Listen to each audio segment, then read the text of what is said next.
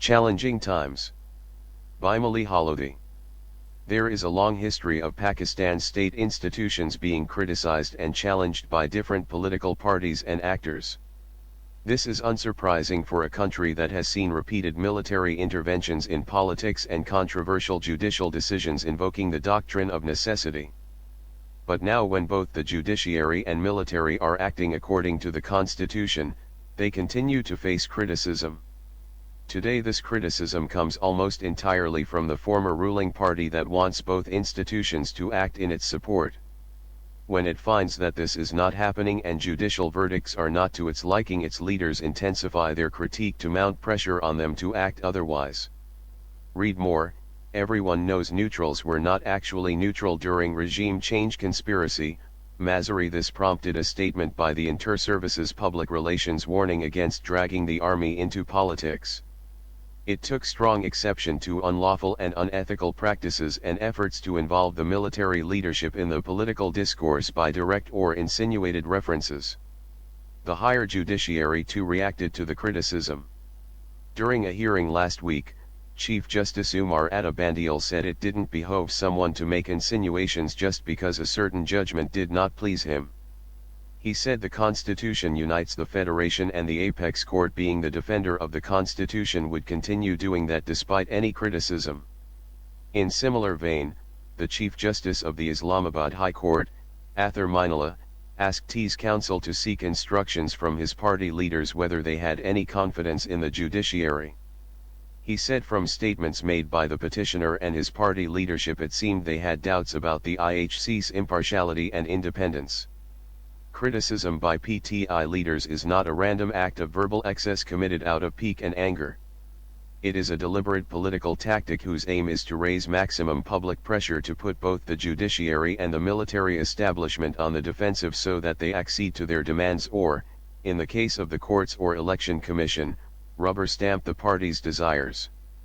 This is politics by intimidation, involving as it does criticism directed at state institutions at big public rallies to chants of approval by the crowd. In fact, inferences by the PTI leadership that these institutions may have colluded in the foreign conspiracy to oust its government has the effect of denigrating these institutions. Imran Khan has also demanded that the chief election commissioner should resign and accused him of partisanship. He has been mocking sections of the media and often accused those criticizing him of doing it at foreign behest. The question is whether the former Prime Minister and his loyal base realize the consequences of pursuing this political strategy, which is assuming a particularly offensive form in social media and messaging on other digital channels by PTI activists. Defiance of court orders and constitutionally prescribed procedures by PTI holdovers occupying high public offices shows that both in words and deeds there is reluctance to play by the rules and in accordance with the Constitution. This goes beyond a challenge to democratic norms. It is a challenge to the democratic system. When a significant section of the country is encouraged to deride and mistrust institutions, that puts the entire political system at risk. Wittingly or unwittingly, this conduct is putting the party on a destructive path where not just faith in institutions is being undermined, but institutions themselves are being delegitimized in the eyes of its supporters, primed now to reject anything at variance with their leaders' whims. This has serious implications for the constitutional and institutional framework in an intensely polarized country. It is further weakening what distinguished lawyer Salman Akram Raja calls the long-standing tenuous relationship of the urban middle class with constitutionalism. The country's history of disputed and divisive elections can cast a shadow on future polls.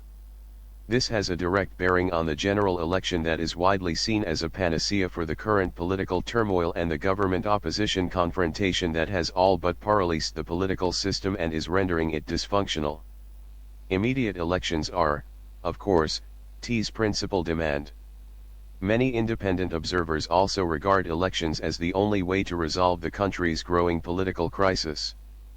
But the key question raised by the ongoing attack on institutions, including the Election Commission, is whether the electoral outcome, whatever it turns out to be, will be accepted by the losing side.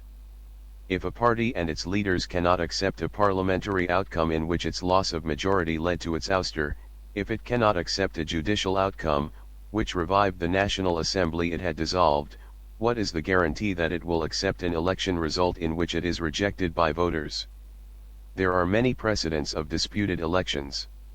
In fact, almost every election outcome has been disputed. In the 2013 elections, when Khan's PTI lost to PMLN, he alleged vote rigging and called the polls the biggest fraud in Pakistan's history. He demanded investigation into the alleged fraud, launched protests, and held a prolonged sit-in for over 4 months in Islamabad. The roles were reversed in 2018 when Khan won the election.